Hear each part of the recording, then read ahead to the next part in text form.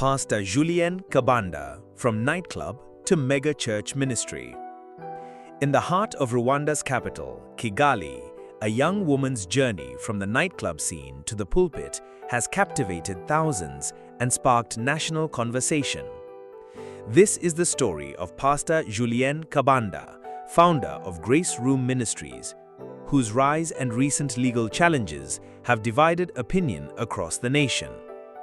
Born in 1980, Julienne Kabanda was the youngest of 8 children in a Christian household. But her early path was far from conventional ministry. As a young woman, Kabanda had a passion for music and dancing, frequenting various clubs in Kigali. Her life was filled with the rhythms of secular entertainment, far from the pulpit she would later occupy. At 18, everything changed.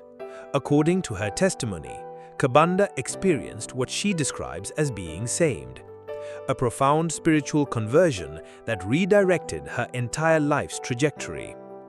By this age, she had already begun what would become a lifelong commitment to evangelistic work, building a mega-church ministry.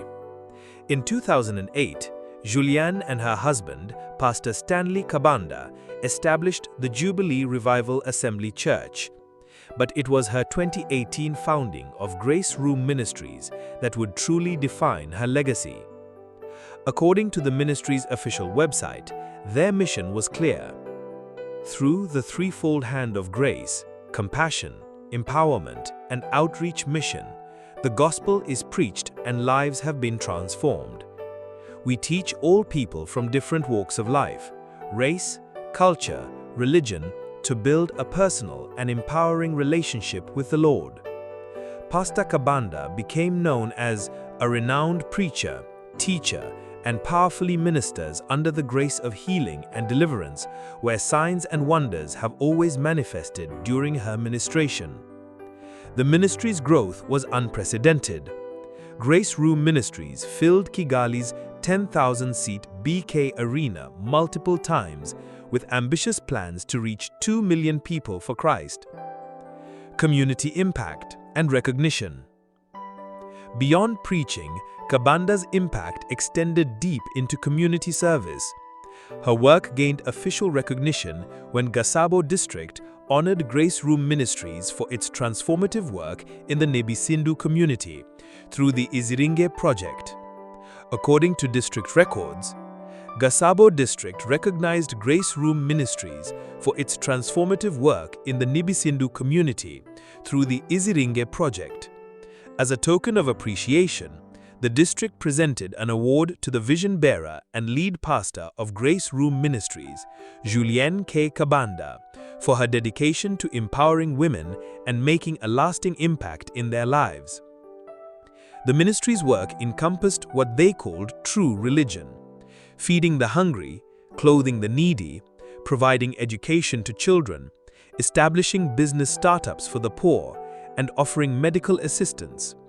They worked with the support of faithful partners and friends who share the mission of Grace Room Ministries.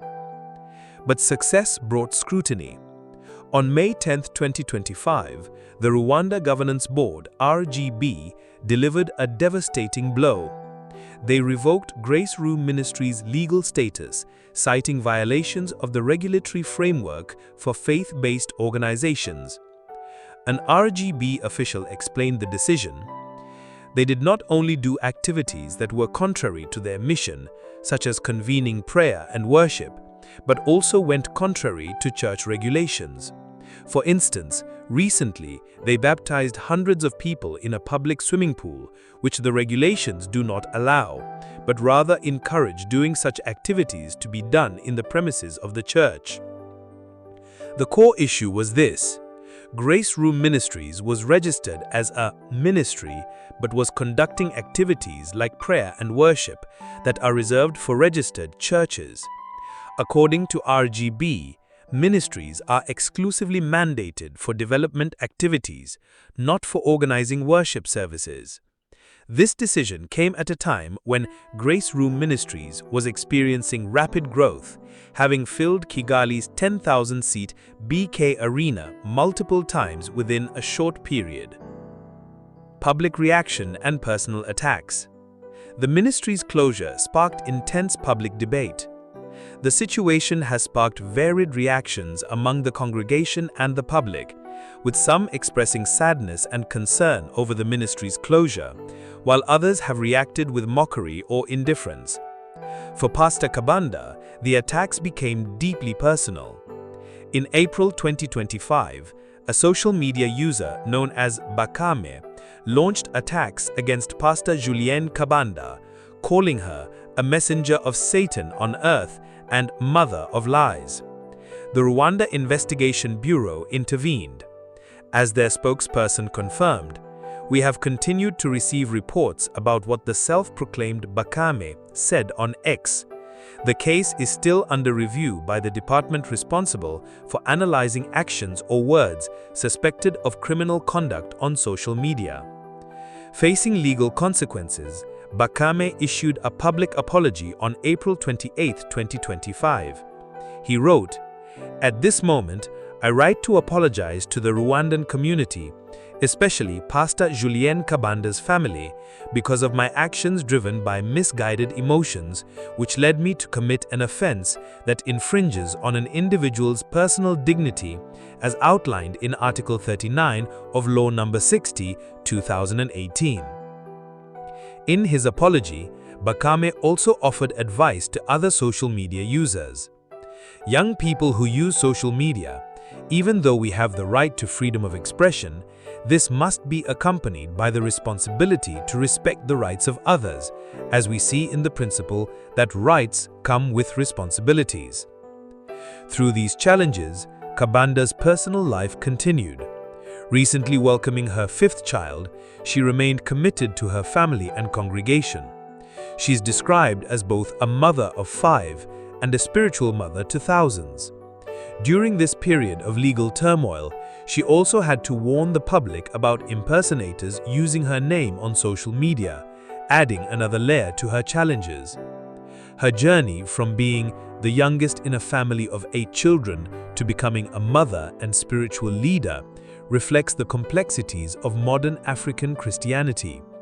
The closure of Grace Room Ministries has left profound questions about religious freedom, regulatory oversight, and the nature of faith-based organizations in Rwanda.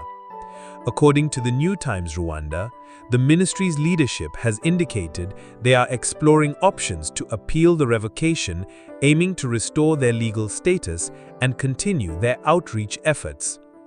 Kabanda's story raises fundamental questions. Can a ministry be too successful? How do we balance religious expression with regulatory compliance? And what happens when personal transformation becomes public controversy? From nightclubs to megachurches, from community awards to legal challenges, Pastor Julienne Kabanda's journey reflects the evolving landscape of faith in modern Rwanda. Her ministry touched thousands of lives through what they called the threefold hand of grace: compassion, empowerment, and outreach mission. Pastor Julienne Kabanda's story, marked by transformation, triumph, controversy, and resilience, continues to unfold. Whether viewed as a beacon of hope or a cautionary tale, her impact on Rwanda's religious landscape is undeniable.